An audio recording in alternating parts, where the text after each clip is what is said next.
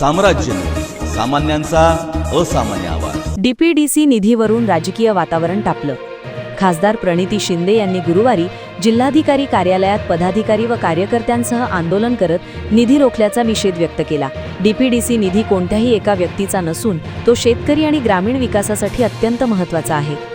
अनेक गावांतील शेतकरी विकास कामांची वाट पाहत असताना निधी अडवला जाणे ही गंभीर बाब असल्याचे त्यांनी सांगितले।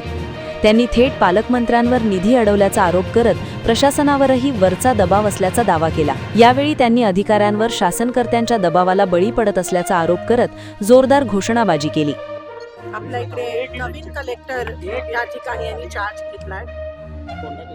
2 महिन्यापूर्वी मी सांगितलेलं, तुम्हाला आठवत असेल की पहिली विकेट 2 महिन्यात कलेक्टरची झाली आणि तसं साबित झालं, तसं सिद्ध झालं। आज नवीन कलेक्टरनी चार्ज घेतला, कारण का जुन्या कलेक्टरनी स्वतःहून कदाचित नागपूरला बदली करून घेतली, कारण का सोलापूरवर जे कोणी अधिकारी आहे, कलेक्टर लेवल असेल, SP लेवल असेल, CO लेवल असेल, म्युनिसिपल कमिशनर असतील, सगळ्यांवर प्रचंड दबाव आपल्याला दिसून येतोय।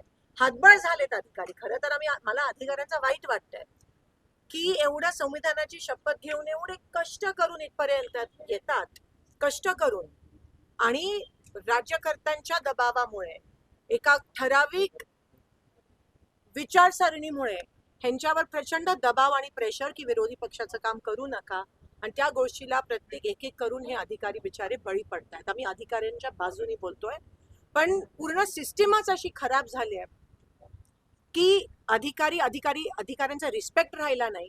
ते गव्हर्नमेंट शासनाचे नौकर म्हणून काम करायला लागलेत, आणि ह्या गोष्टीचा मी त्या ठिकाणी निषेध करते। अनेक दिवसापासून डीपीडीसी, खासदारांची डीपीडीसी निधी प्रलंबित आहे। ह्यांची समाज एवढी छोटी आहे की जेव्हा डीपीडीसीची निधी अडवतात तेव्हा ती माझी वैयक्तिक निधी अडवत नाही। प्रत्येक गाव ज्यांनी मतदान केलंय काँग्रेससाठी, त्या गावातल्या शेतकऱ्याची निधी अडवत आहे। कुठे डीपीची, कुठे रस्त्याची, कुठे गटाराची, कुठे समाज मंदिराची। प्रत्येक गावातला शेतकरी हा आतुरतेने वाट बघतोय की आमची कामं कधी मंजूर होत आहेत। मग हा सरकारकडून, पालकमंत्र्यांकडून होणारा खूप मोठा पाप आणि अन्याय आहे आमच्या शेतकऱ्यांवर, कारण का इथे MVAचे खासदार असल्यामुळे, काँग्रेसचे खासदार असल्यामुळे जाणून बुजून ही निधी अडवण्यात आली आहे।